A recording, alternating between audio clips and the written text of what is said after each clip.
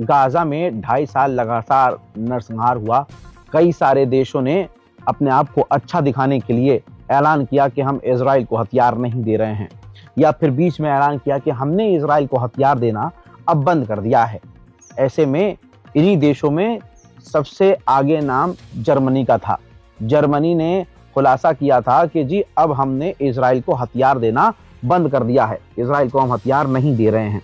दुनिया शांत हो गई और जर्मनी के अंदर जो जर्मनी के लोग थे वो जर्मनी के ही खिलाफ प्रदर्शन करना बंद कर चुके थे कि चलो अब हमारा मुल्क हथियार इजराइल को नहीं दे रहा है।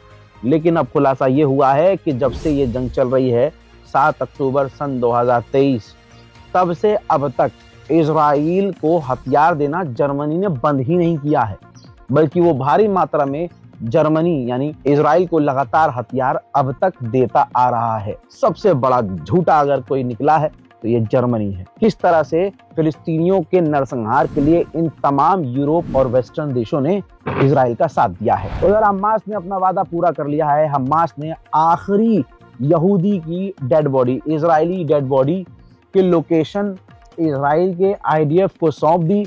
आईडीएफ वहां गई, यानी इजराइल डिफेंस फोर्स वहां गई और आखिरी जो लाश थी इजरायली की वो भी निकाल कर इजराइल ले गई। अब इजराइल ने कहा है कि हथियार भी डालना पड़ेगा। जब हमास हथियार डालेगा तभी सीज फायर आगे कंटिन्यू होगा, तभी कोई डील आगे बढ़ेगी। हज़रत डोनाल्ड ट्रंप ने हमास की तारीफ की है, मेहनत की, कहा कि हमास ने काफी मेहनत की है और आप सोच भी नहीं सकते जो वो काम हमास ने किया है। हमास ने इजराइल के साथ मिलकर इजरायलियों की बॉडी को ढूंढा है। हमास ने जो कहा था वो पूरा किया है और अब हमास को हथियार डालना होगा। उधर हम सबकी नजर लगातार ईरान पर है, लेकिन इजराइल पीछे से लगातार हमले गाजा पर कर रहा है।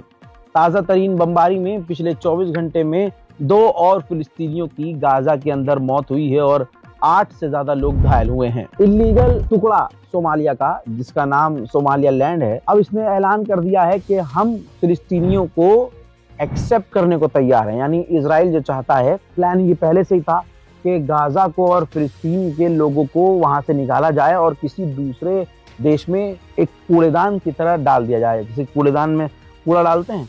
तो अब सोमालिया लैंड इजराइल को खुश करने के लिए, अमेरिका को खुश करने के लिए ऐलान कर रहा है कि हम फिलिस्तीनियों को लेने को तैयार हैं। ये एक ऐसा सीज फायर है कि जिस सीज फायर में इजराइल रोज गाजा पर बमबारी कर रहा है। जबलिया में जो इजराइल ने बमबारी की है उसके मंजर मेरे सामने हैं, आप भी देखिए।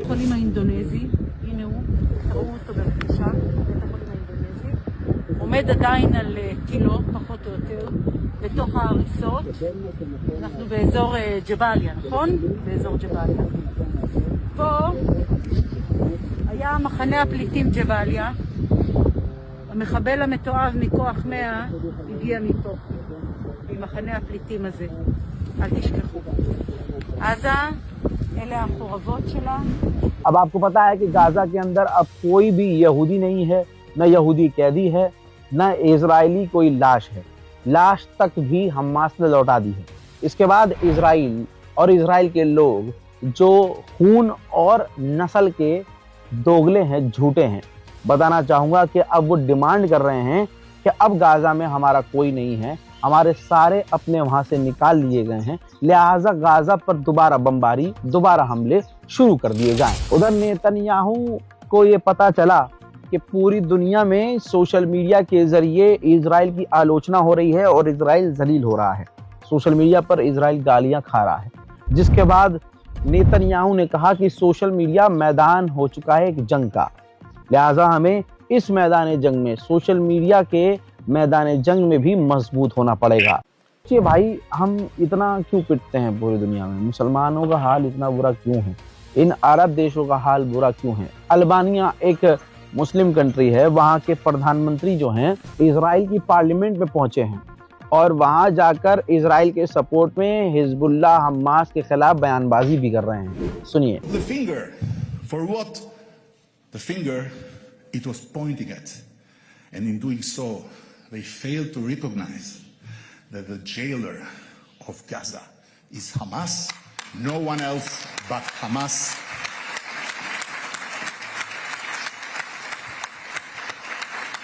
its ideology of terror.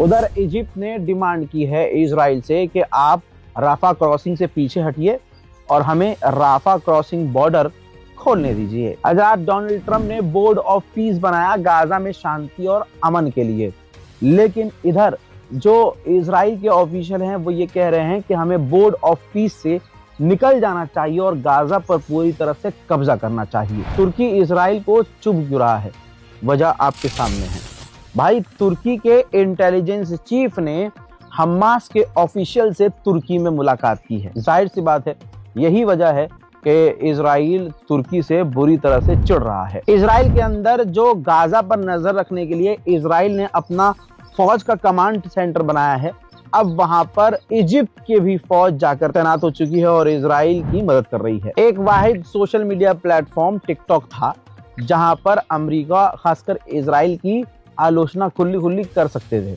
अब अमेरिका ने टिकटॉक को खरीद लिया, तो अब जो नया टिकटॉक का मालिक है उसने कहा है कि यहूदियों की आलोचना, इजराइल की आलोचना ऐसे देखी जाएगी जैसे हेट क्राइम। तो यानी अब सोशल मीडिया पर खासकर टिकटॉक पर भी अब जो इजराइल के खिलाफ बोलेगा, इजराइल की आलोचना करेगा, उसके अकाउंट सस्पेंड कर दिए जाएंगे।